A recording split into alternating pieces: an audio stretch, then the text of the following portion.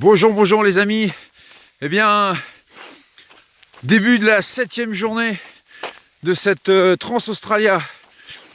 Alors, nous sommes toujours sur la piste. De toute façon, là, on va y être pendant 400-500 km. Et ma foi, des choses intéressantes aujourd'hui. Déjà, première bonne nouvelle pour démarrer la journée. Là, il est, je sais pas, 6h15 du matin. On est debout depuis 3h15.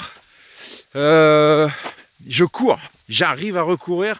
Alors la tendinite est toujours présente, hein, mais elle m'irradie, elle fait mal, tout ça, mais on s'en fout.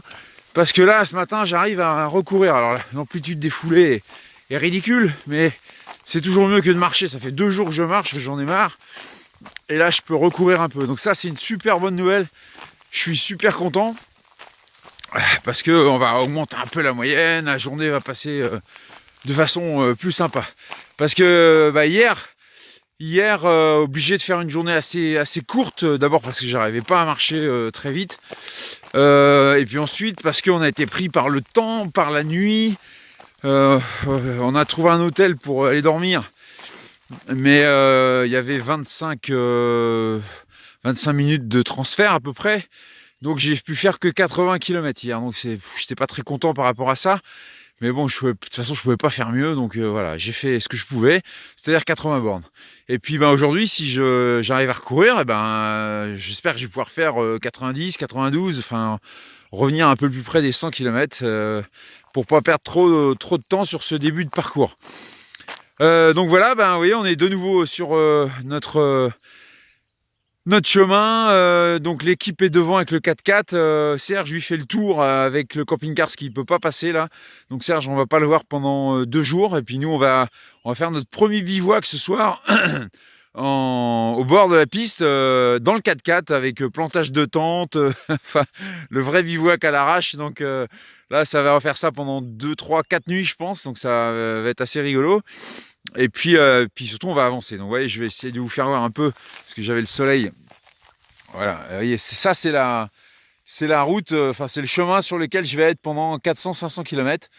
Donc, des fois, ça nous rappelle un peu, avec l'équipe, la Namibie. Ces grandes pistes comme ça. On a déjà vu notre premier train ce matin. J'ai pas compté, mais alors, il y avait une palanquée de wagons encore. Un truc rigolo aussi ce matin. D'abord, j'ai bien dormi. Je voulais quand même vous dire ça parce qu'hier la nuit était catastrophique, mais là hier j'ai bien dormi, pas longtemps, parce que on s'est couché tard à cause des transferts.